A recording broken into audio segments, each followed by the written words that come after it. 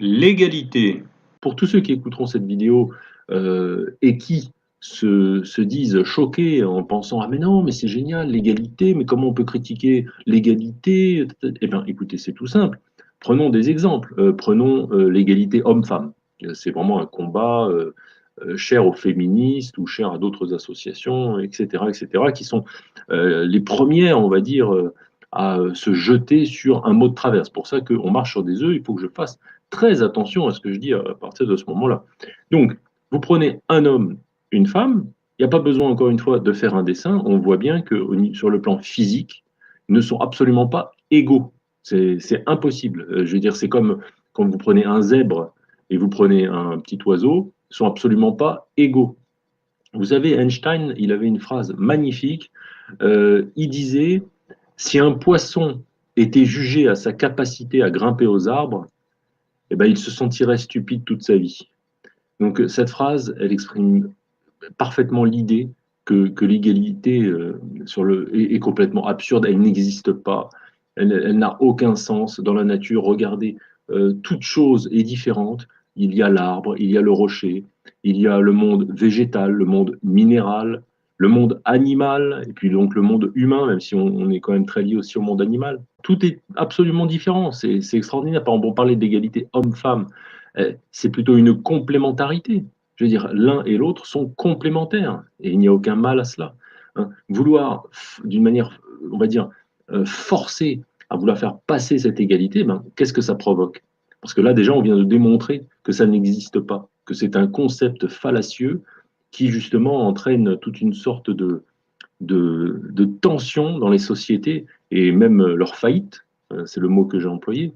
Il faut manipuler les gens, les esprits, les endoctriner pour essayer de leur faire passer toutes ces notions qui empoisonnent l'esprit. Parce que l'esprit humain, quand vous regardez le tout un chacun, vous regardez, de toute façon, vous ouvrez les yeux vers le ciel, vous regardez, on va dire, votre famille, enfants, amis, vous voyez qu'il n'y a strictement aucun rapport entre qui que ce soit. L'égalité, c'est un véritable, enfin, on va dire quand il est politisé, hein, c'est un véritable poison. Il faudrait remplacer le mot égalité par équité. Voilà, que les choses soient équitables. Donc, par exemple, tous ceux qui se battent pour les luttes sociales ou contre, on va dire, toujours l'histoire de capitalisme, les luttes des classes, encore une fois, ils sont complètement hors sujet.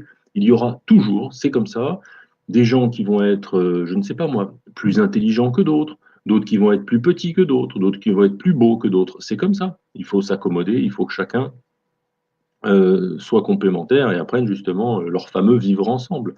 Mais on ne peut pas, on va dire, quelqu'un qui mesure 1,90 m et un autre 1,70 m, couper les jambes de 20 cm à l'un par souci d'égalité. C'est complètement aberrant. C'était un peu l'idéologie, vous savez, dans l'Antiquité, de Sodome et Gomorre, fameuse ville Sodome et Gomorre. Fallait que tout le monde soit exactement égaux. Bon, là, on rentre dans tout ce qui est euh, croyance ou mythologie ou historique, peu importe le point de vue. Donc, je ne veux pas rentrer sur ces trucs-là. Restons sur le simple fait de ce que vous pouvez voir, sur la démonstration logique, encore une fois.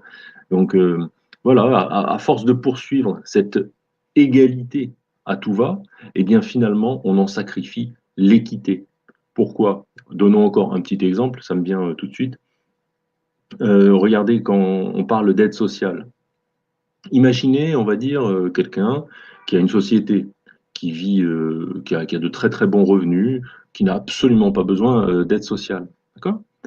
Et prenons quelqu'un, lui, par contre, qui est défavorisé et qui galère. Sous prétexte d'égalité, voilà, en appliquant l'égalité telle qu'elle est, chacun, finalement, a le droit d'avoir le même, on va dire, le même avantage sur un élément social de la société. Par exemple, bon, moi je suis plus du tout au courant de ce qui se passe en France, mais en ce qui concerne les appartements, tout ce qui est HLM, toutes ces choses comme ça. Ce qui est encore une fois ridicule parce qu'il y en a un qui n'en a pas besoin. Il y en a un qui peut très bien s'acheter une maison, qui est, je sais pas moi, millionnaire ou qui vit très bien et qui n'a absolument pas besoin d'aide de l'État. L'équité serait encore une fois d'accorder plus d'aide à ceux qui en ont le plus besoin et moins d'aide, voire pas d'aide du tout, à ceux qui n'en ont absolument pas besoin.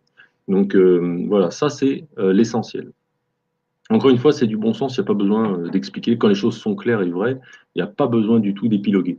Donc l'équité, l'équité, l'équité, c'est le plus important. Et surtout, méfiez-vous de toutes les théories égalitaires. Elles sacrifient encore une fois l'équité et surtout elles sacrifient ce qui est juste.